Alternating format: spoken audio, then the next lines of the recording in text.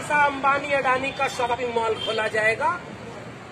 उसका नाम Ashoka Galgotia Amity university रखा जाएगा और जहां आप चंद 100 रुपए में गरीब, दलित, पिछड़े, आदिवासी महिलाएं जो शिक्षा लेकर के अपने गांव तक आत्मविश्वास देती थी, पूरे समाज को बदलने का काम करती थी, वहां लाखों की डिग्रियां बेची जाएंगी और फिर यह देश ऐसे मूर्खों की जमात बन जाएगा जिसमें व्हाट्सएप यूनिवर्सिटी पढ़ करके लोग इस तरह की यूनिवर्सिटी को गाली देने का काम करते हैं। इसलिए ये यूनिवर्सिटी के कॉन्सेप्ट पर हमला है। ये उस कॉन्सेप्ट पर हमला है कि अब जरूरत ही नहीं इमारतों की। ये जो विश्वविद्यालय, हम लोग जब 10 साल पहले यहाँ आते थे तो यहाँ 4 दीवारियां नहीं हुआ करती थी। ये पूरा विश्वविद्यालय खुला हुआ होता था।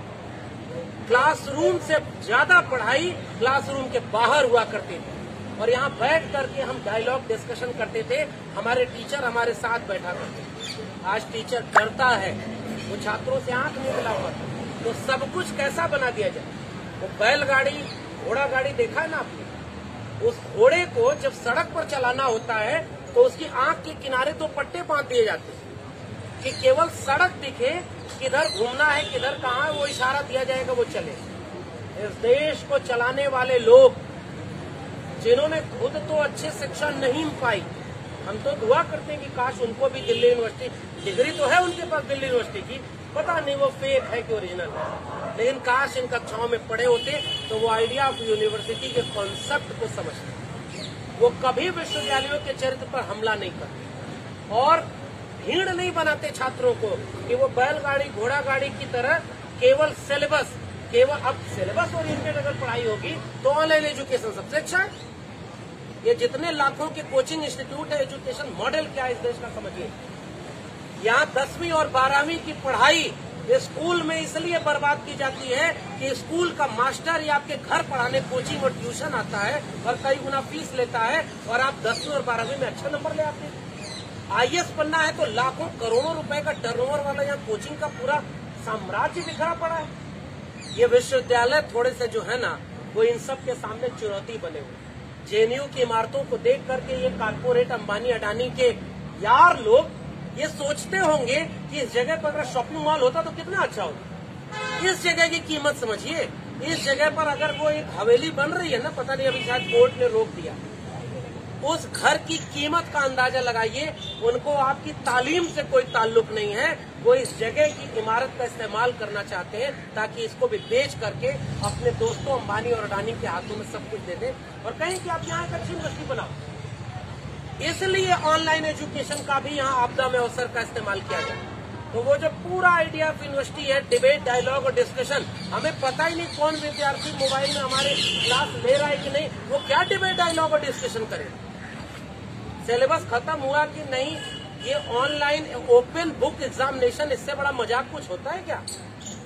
और आज भी मेरी अपनी कक्षा के 50 विद्यार्थियों में से 25 विद्यार्थी ऐसे हैं जो एक भी क्लास नहीं ले पाते क्योंकि न उनके पास मोबाइल है, न उनके पास इंटरनेट है।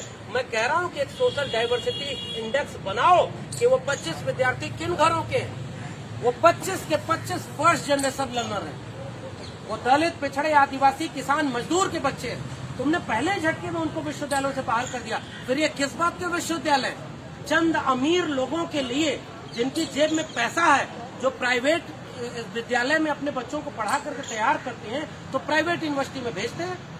तो ये जितना गरीब लोग अपने घरों, हम लोग आखिरी पीढ़ी, मैं बात अपनी कंक्लूड करूंगा, हम लोग उस पीढ़ी के लोग हैं जिनके घरों में जमीन गिरवी रख करके दीवारों पर पुताई रंगाई न होती थी, उसके बाद अपने दैनिक खर्चे में से 4 पैसा बचाते थे तो हमारी फीस देते थे। हम पहली पीढ़ी के लोग हैं क्योंकि उनको भरोसा था कि अगर ये अच्छी शिक्षा पालेगा, अच्छी नौकरी पालेगा तो केवल हमारे ही नहीं, पूरे परिवार की सामाजिक, आर्थिक, सांस्कृतिक हैसियत बदल जाए।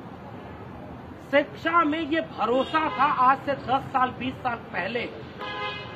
आज उसी जगह पर किसानों के बीच जाइए, कोई भी किसान अपने बेटे बेटियों को किसान बनाने की बात नहीं करता। वो कहता है कि मैं अपने बेटे या बेटी को डॉक्टर, इंजीनियर, वकील कुछ भी बना देंगे, लेकिन वो किसान नहीं बनाते क्योंकि उनको किसानी का बर्बाद होता भविष्य दिख रहा है। आज जाइए उन गांवों में एजुकेशन को लेकर के कोई भरोसा नहीं रहे।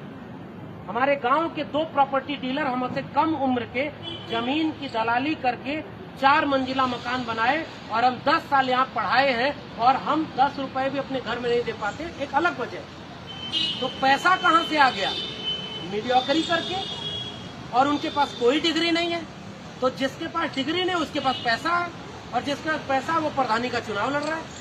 तो पूरे गांव का इंफ्रास्ट्रक्चर, गांव की पूरी मनोविज्ञान कैसे बदला? पहली बार जब मैं इलाहाबाद यूनिवर्सिटी पढ़ने गया था तो मेरे पीछे 12 लोग उस गांव के इलाहाबाद भेजे गए थे पिछले 5 सालों में, और आज वो सारे लड़के घर वापस लौट गए हैं, क्योंकि अब न उन विश्वविद्यालयों में पढ़ाई होती है, न पढ़ने के बाद उन डिग्रियों की कोई कीमत रहे। बहुजन विचारधारा को घर घर तक पहुंचाने के लिए हमारे YouTube चैनल को सब्सक्राइब करें, लाइक करें, कमेंट करें, शेयर करें और बेल आइकन की घंटी दबाना ना भूलें।